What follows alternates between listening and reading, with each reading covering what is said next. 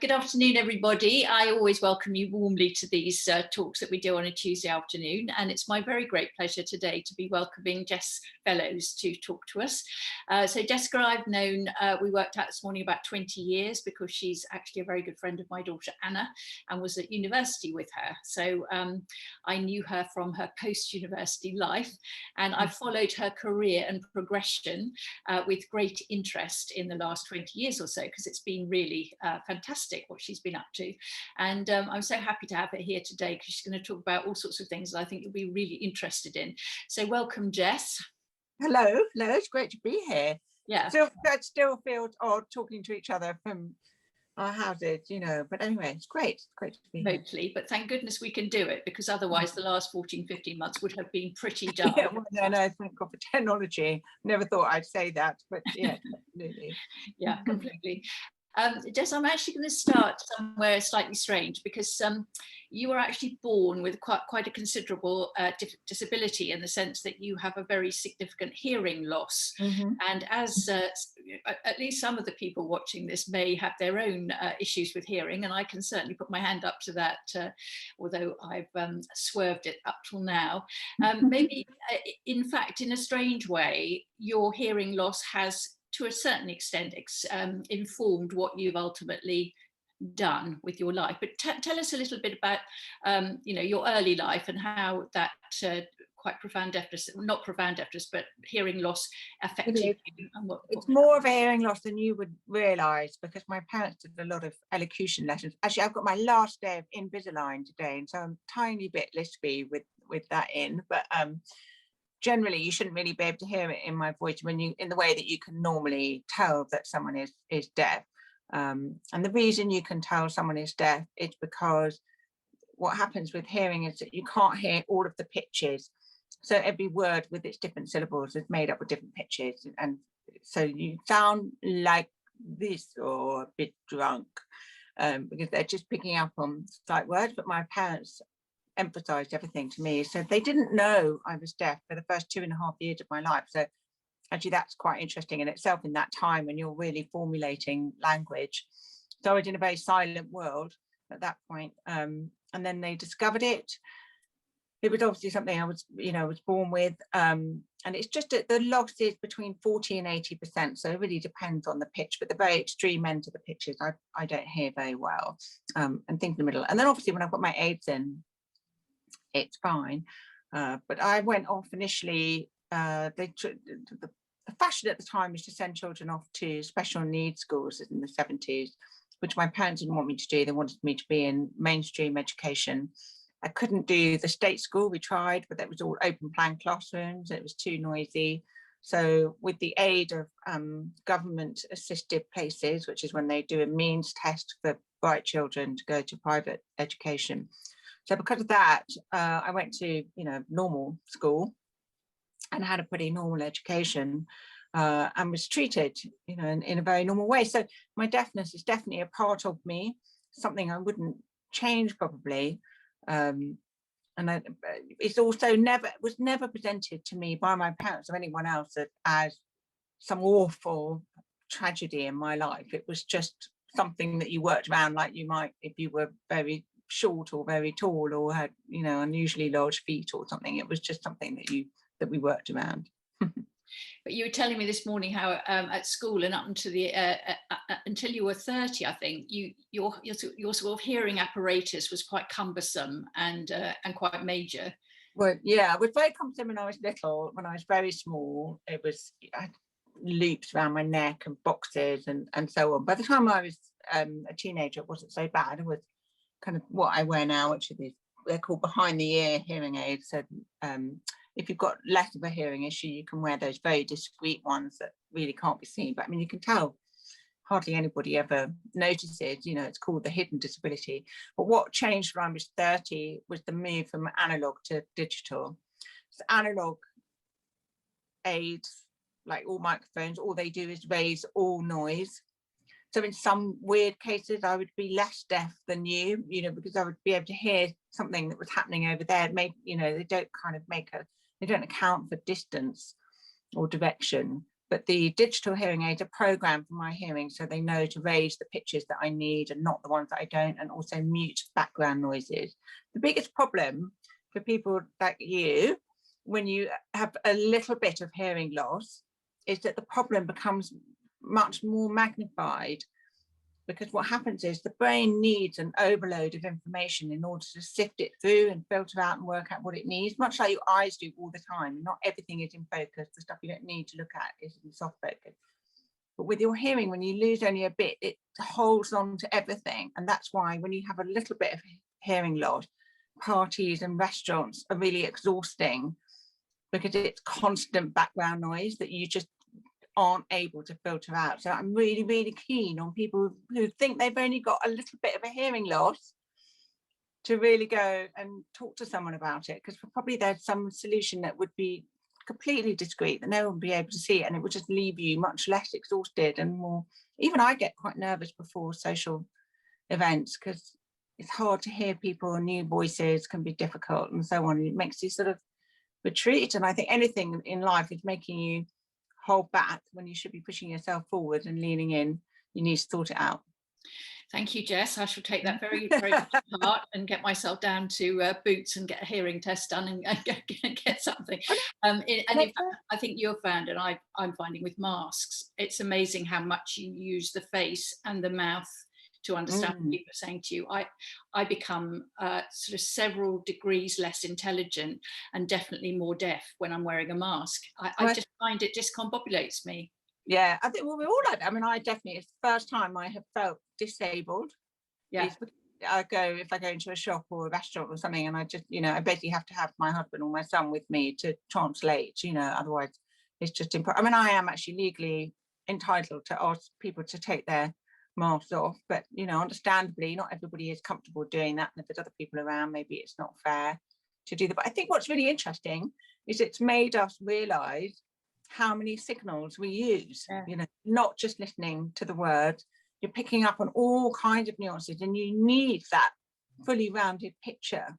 And it's the same even talking on Zoom. There are elements of our interaction that are missing, that make it just that little bit, you're having to work just that little bit harder to pick up on signals from people. Yeah, that's so true. Anyway, let's get on to the really interesting, or even more interesting stuff, which is your career, basically. So tell us a little bit about the early phases of your career when you came down from university. What did you do first? And well, I didn't know what to do. I mean, for years I'd wanted to be a barrister, mainly because I thought it looked really glamorous with the wigs. And there was some BBC drama that showed a female barrister with red lipstick. I thought that looked good. Anyway, turned out you have to be really very clever to do that. So I came to London, really not really sure what to do at all, and did bits and bobs of things. And then I was very, very lucky, because my mother's best friend and a great friend of mine lived next door to an editor at the Mail on Sunday. And she gave me a job just to start off with. She said 6 months, lowly paid, but it would be good on my CV. She said, I'll treat you like something unmentionable, which she duly did, but it got me really into journalism, that I probably wouldn't have thought about it otherwise. And what was really beginning at that time, so I got that job in the very end of 1998, and it was really the start of that real lifestyle journalism. So I was working on a supplement for the Mail on Sunday, and I worked for them on and off for about 6 years. And then I left and was deputy editor of Country Life magazine, and finally went freelance in 2008, cleverly, just before the world crashed and all that. So it really felt like a good time to have given up a very secure job. But it was really when I was thinking about starting a family that I thought I didn't want to be chasing down. Freelance work is great, it can be very exciting, and you turn things around very fast, but you're also constantly chasing for new work, constantly chasing invoices. And I wanted to get my teeth into something. So that's when I started to look to books. But it was, gave me, and that also was great because Anna was working in PR at the time. So we were able to concoct lots of PR journalist lunches in the early 2000s when that sort of thing was running riot. So that was good. you obviously had far too good a time at that time. Did. Yeah. So so you ended up as deputy editor of Country Life, which is where, well done you. And so you obviously developed that very successfully. And was it around that time that your uncle Julian was starting to write, and then the Downton Abbey was? So he likes to say that he and I started our writing careers at the same time, which is not a comparison I like, because he'd won Oscars, he'd done rather better than I have, but he's sort of true, really. And one of my first big interviews was being able to interview Julian for the Mail on Sunday after he'd got his Oscar for Gosford Park. But so basically, when I'd left Country Life in 2008, and then I got an agent and started to do books, kind of ghostwriting books that seemed to make the most sense of my journalism skills and the desire for a larger scale project.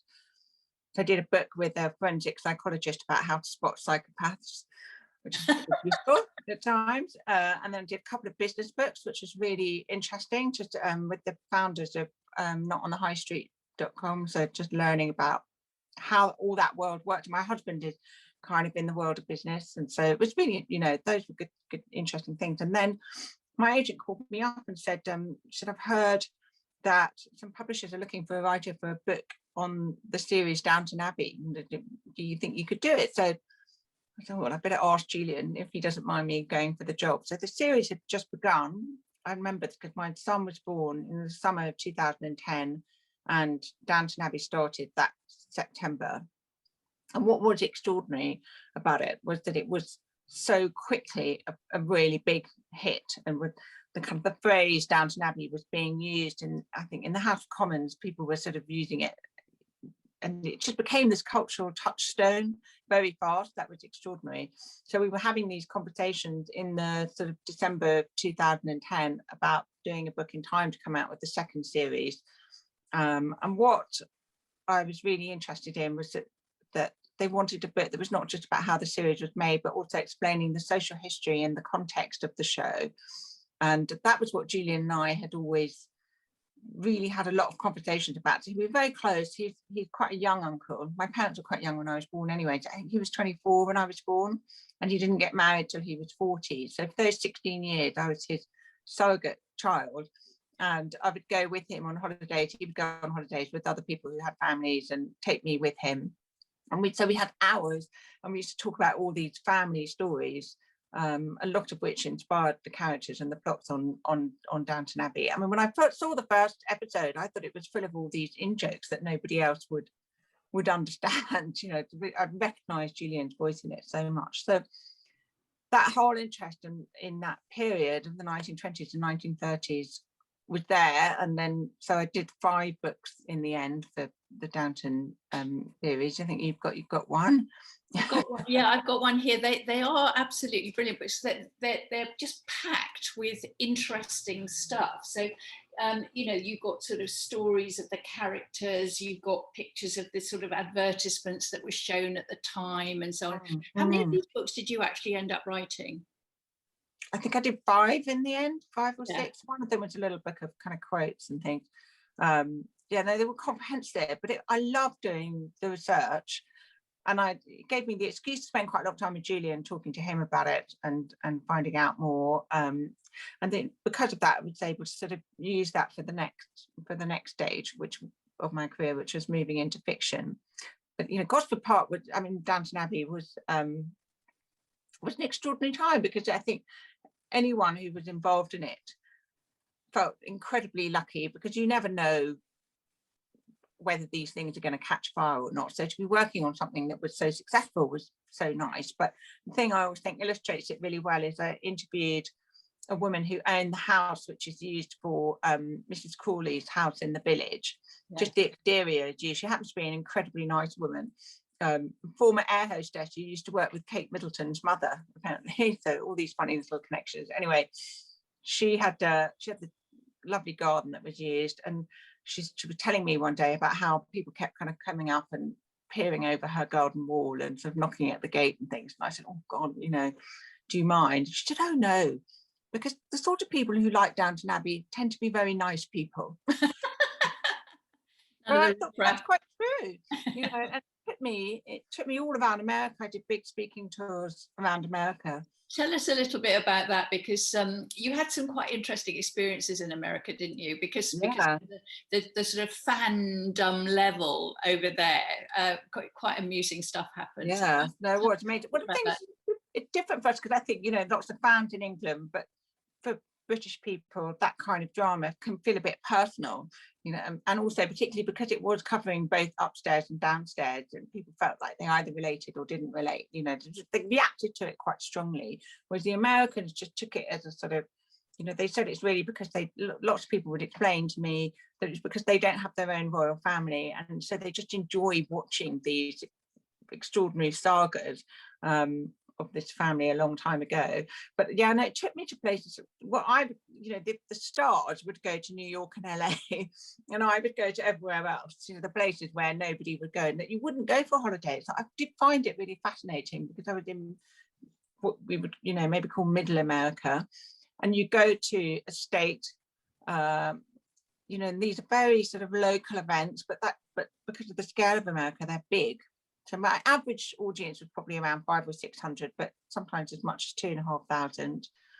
And so it was a big show that was going on, and so they would put a lot of effort behind it, and people would turn up in costumes, and there'd be themed things. And what I realised is that America is a country that puts a lot of emphasis on local community, but like, you know, like everyone else, a lot of that has been broken up recently because of technology. We've changed the way we work and have our families and so on.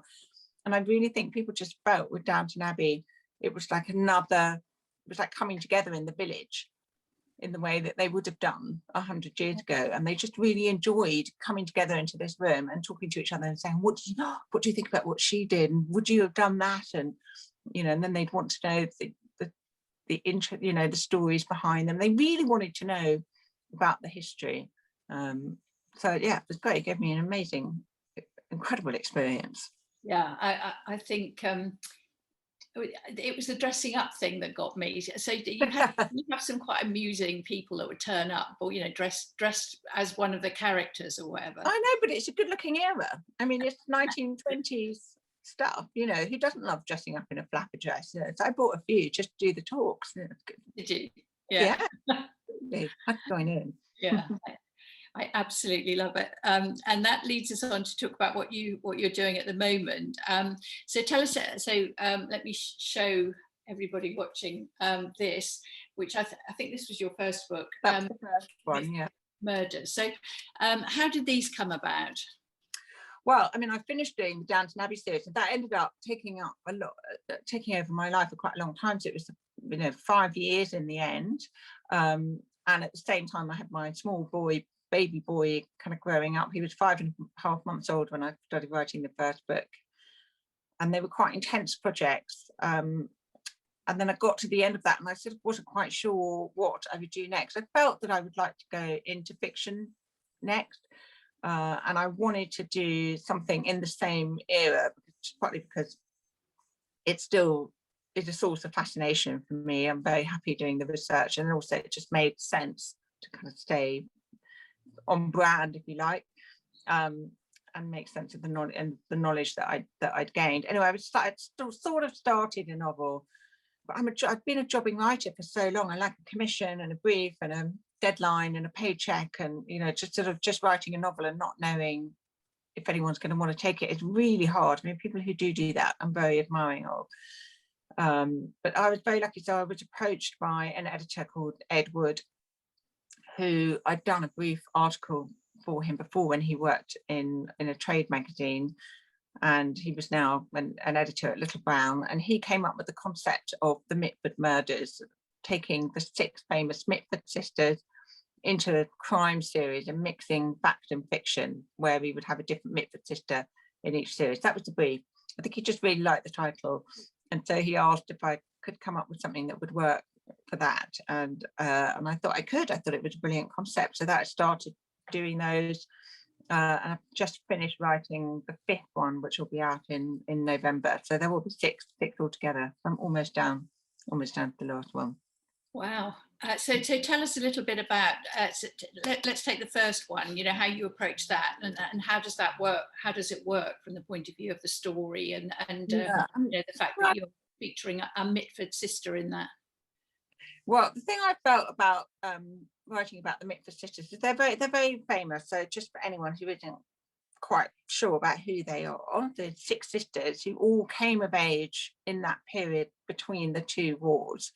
The eldest was Nancy Mitford, who was a novelist, who's the adaptation Pursuit of Love of one of her novels been on the BBC recently.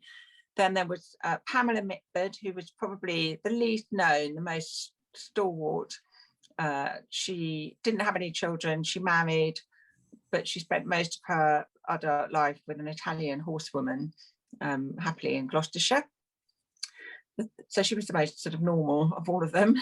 The next was Diana, who was very beautiful, married a very rich man, a Guinness, at 19, but left him at 22 to run off with Sir Oswald Mosley, who was the founder of the British Union of Fascist Party. Then there was Unity Mitford, who became obsessed with Hitler and attempted suicide on the eve of the Second World War, torn between her love for Hitler and her country. Jessica Mitford, who ran off with their cousin, a communist, to fight in the Spanish Civil War.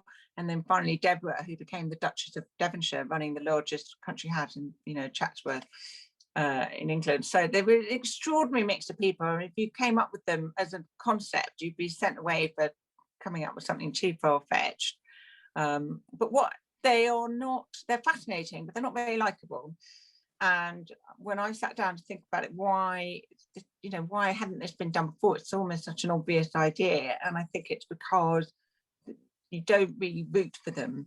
So I felt what I needed was a character that everybody would root for, that would pull you through the series. So that's when I came up with Louisa Cannon. So she's my protagonist, really, in all of the books. So the Mitfords are absolutely there with her, getting involved in her dramas. But Louisa and her sort of boyfriend, Guy Sullivan, who works for the railway police in the first book, they're the ones who kind of find the murders and try to work out what's happened, and and they're the ones that you sort of want to do better. She goes to work for the Mitfords as a nursery maid in the first book, and somehow or other she never quite seems to be able to escape working for them or being with them in some way over the course of the 6 books.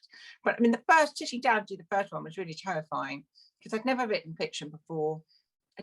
And I was in this absolutely extraordinary position of being paid to write a novel before I'd written one, which just doesn't happen. And it was very exciting, but there were lots of times where I just thought they'd made a huge mistake and I should just give them all their money back, and I didn't know how to do it. But my editor was great at just guiding me through the process. And what I felt was that if I could do character and a sort of atmosphere, then I should be okay, and I could learn plot. But I thought, if it's the other way around, then I'm a goner. But luckily, I think that is the way that I do. I think I'm very good with character. I'm good with dialogue, and plot is what I learn. And it's a totally different part of the brain. So it's 2 parts of the book that come together almost in doing that. But my process has definitely changed over the 5 books. But I would say the only thing that's consistent is that what my journalism taught me is to show up. You can't get it done unless you're at your desk. And if you just get something down, then at least it's better to have something to work with than to have a blank page. A page of rubbish is still better than a page of nothing when it comes to writing something out.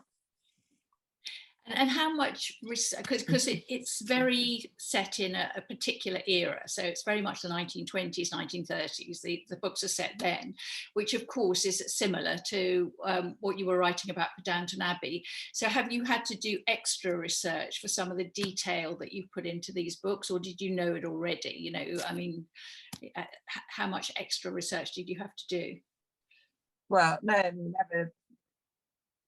Yeah, no, I did do quite a bit of extra research. Partly because I try to root as much as possible in reality if I can. So as many sort of true historical events as I can find as inspiration for the plots I really like. So there's always quite a long historical note at the back of my books saying, you know, this might sound really unlikely, but in fact it happened. And the thing, what you realise now, because so much brilliant stuff is archived, all these old newspapers are archived online. It's all kind of happened, you know. So you think I need to find a high level German who betrayed the Nazi party, you know, but was working in London, and you know, they're there. So it's quite, in some ways, what you do is you use research to back up what you need rather than as a starting point. Research is a starting point, you know, for fiction can send you down a rabbit hole. I mean, I have spent days, you know, squirreled around the internet on looking at things that shouldn't really need to look at.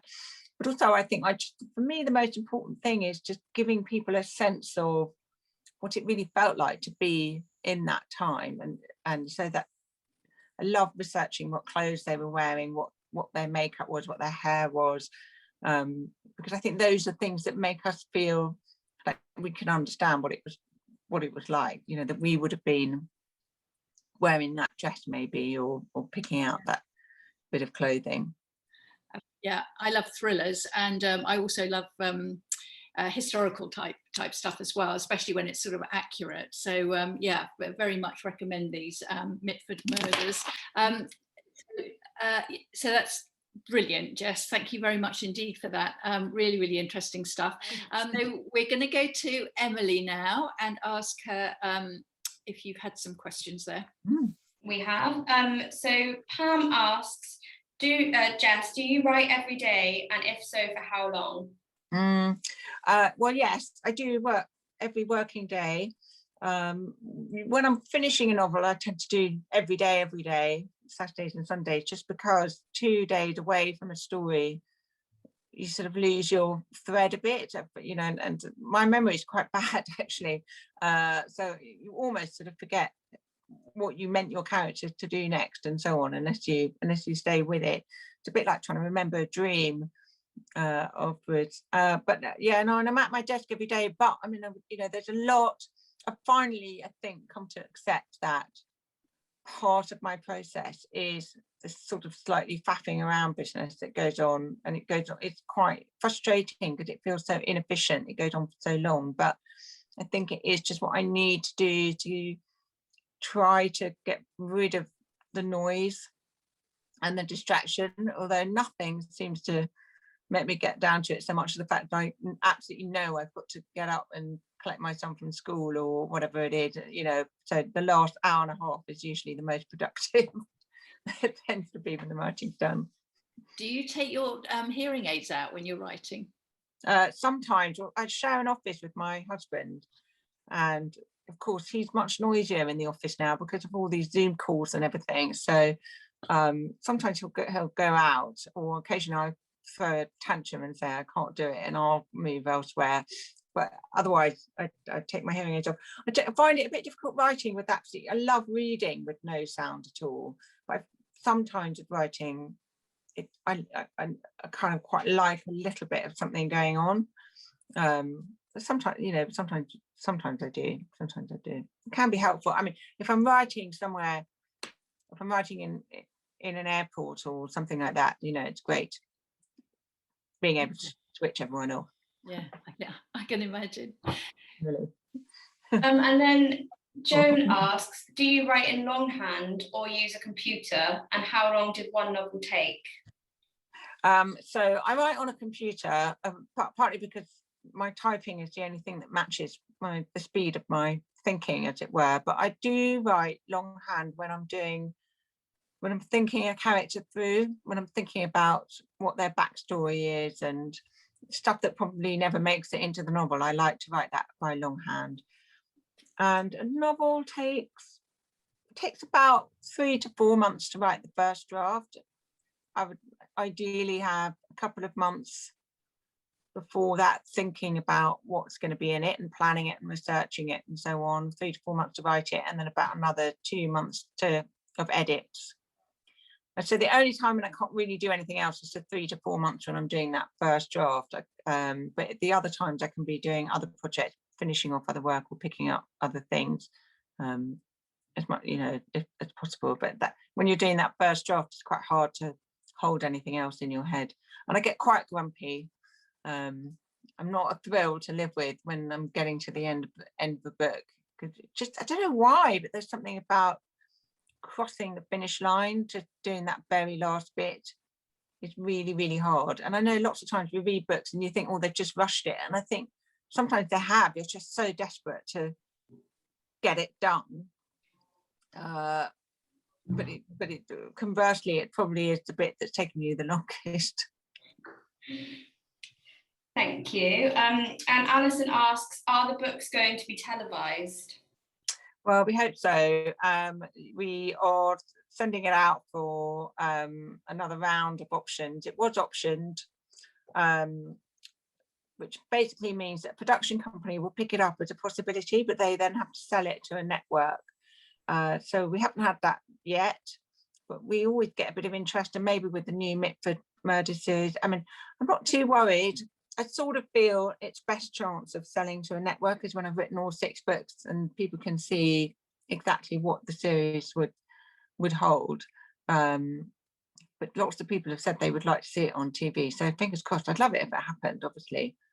It'd be exciting. I'm writing on a script for somebody else, for a different production company, set in Paris in the 1930s. And so it's just really fascinating just to write in a slightly different medium and work out the different needs that people have for a television series as opposed to a novel. And so it's making me think about the books in a slightly different way. So I love all that, the fact that there are all these different possibilities with just around one idea. Thank you very much. That's all of our questions today, Tricia. In fact, Yeah, people in my group wanted to ask you a question, and I said to put it in the chat function. It obviously hasn't come up in the general chat function. It probably went into our small meeting group function. But one of the questions was also from Joan, and she wanted to know what the background of the Mitford Sisters was that it produced these 6 extraordinary people. So what was their, who were they born to, and well, where did that's the thing. I mean, that was that's a great question. That's partly my fascination as well. How on earth did 2 parents produce these 6 extraordinary children? In fact, 7. There was a brother as well. He never gets much of a look in, unfortunately, with those 6 sisters. But well, they would, they grew up actually not very far from where I am now. I'm in Oxfordshire. They grew up in a very pretty house called Astle Manor in Swinbrook, which you can go and see. Sometimes it's a private house, but they do this at the moment. They've got this wonderful sculpture exhibition on. So they were aristocratic, but they weren't with tons of money. And they had their quirks, but I don't think they were especially eccentric, but they were quite old-fashioned, even by the standards of their own time. And so the boy was sent off to school, but the girls were educated at home, and they got quite good education at home, but they were chiefly phenomenally bored. And I think it was their boredom that started off a lot of these quite extreme fantasies about what they wanted their life to be like, and this kind of chasing down of very powerful and enigmatic men. So there are definitely some sort of strands of similarities between them, but that's exactly what I'm trying to do in my books, is I'm always looking sort of for the gaps between the facts. If you like, my books aren't biographies. There are some fabulous biographies of them out there. My books are more about what would get a person from that point to that point. How did they make that move? Yeah, it just must have been an absolutely extraordinary household to have been in. Yeah, I think, and there was a lot of teasing and games, and but they never really had many people over. They had a library of books and a piano. They had a very nice nanny who looked after them, and then this kind of quite fiery tempered father. And they went hunting. They were in the country, but I think you just have to think. I remember as a girl, Sunday afternoons there was nothing to do. Yeah, I did too. And I lived in London, and I think if you living in the country in the 1920s, and also of course they would have been very aware that lots of very exciting stuff was going on in London. The Roaring '20s was happening, and you had all this new technology, the telephones and radios and cars and things getting electrified, and then flapper dresses and women getting the boat, and there was a lot going on, and I think they just felt completely cut off from it. Their whole life was about just trying to find a way of getting out there. Yeah, brilliant. And Emily, did Anna just put a question in there? Yes, we got one more question from Anna. Jessica, did you get to know the cast members of Downton Abbey, and did you have any favourites? Sorry, so did I have any favourites in the Downton Abbey cast? Did you get to know any of the cast members, and did you have favourites? A little bit, yeah. I mean, I did get to know them a bit when I was writing the books, and they're all incredibly nice. I mean, the thing that was an extraordinary experience with them was that they were all unknowns pretty much. That casting, when they first did it, the older characters were character actors, so people that you recognise. But even Maggie Smith, we knew who she was, but you don't know very much about her private life, which was a very conscious decision by the casting directors. And then the younger actors were really pretty much all unknown and hadn't really done very much at all. And so when I first met them, they'd already done the first series, recorded it, and then they wrapped that, said goodbye to each other, fingers crossed, let's hope it works, let's hope someone watches it. And it became this huge success. And when they all reunited to watch the second series, they were these big stars. So it was a radical change, but I think it was quite bonding for them all to be going through that together. So they were a pretty tight bunch, actually. And I took a few of them out to America, to Alan Leach, who played Branson, and Laura Carmichael, who played Edith. So they came out. So I got to spend some time with them, and God, it's weird how I can't. This is how bad my memory is. I can't remember all the characters' names anyway. But I got to know quite a lot of the crew as well, which I really, really liked. The costume designers and the PRs and the location finders and so on. And so they're really nice. But as for favourite characters, my favourite character probably was Edith, which she was everybody's at the start, but she wasn't at the beginning. And I used to say I liked Edith at the beginning, and everyone thought it was a bit strange. But what I liked about her was that she was a very typical story of that time, in that a lot of upper class women had been brought up to go and get married, and then they couldn't because the war took that opportunity away for a lot of them, because so many men were killed. But so they had to go and find another way of navigating their way through life in a way that none of their mothers or grandmothers had ever done and couldn't advise them on. And so the way she structured that I found really interesting. And in a way I wanted her to finish up running her magazine, not getting married to a man in a castle in North England. I didn't know that was her happy ending particularly, but I thought she was a great character. And Julian said he loved writing for the actress. She was such a good actress that she would respond so well. So that's why he kept giving her more and more difficult situations to navigate. Lovely, really, really nice. And what have you got coming up when you finish the Mitford Murders? Well, I'm just at the moment, I'm doing television scripts, as I said, so working on that. So fingers crossed that comes to something. And I'm also editing a half-length novel, which I wrote for an Italian publishers, which is out in Italy, but coming out in the UK and America next summer. And then, yeah, I've still got one more Mitford Murder to write. Okay. And then it will be clear blue skies. We'll see what happens then. You've still got plenty to be getting on with, Jess, by the sounds of it. Sounds amazing. Okay, thank you so much. That was absolutely delightful. Really lovely to talk to you. Thank you. And yes, thank you so much. And don't forget, everybody, have a look for these, the Mitford Murders. And say, if you like a good thriller and you like a lovely period set drama, if you like, then that's for you. So thanks again, Jess. Thank you. And thanks to everybody for coming and joining us this afternoon.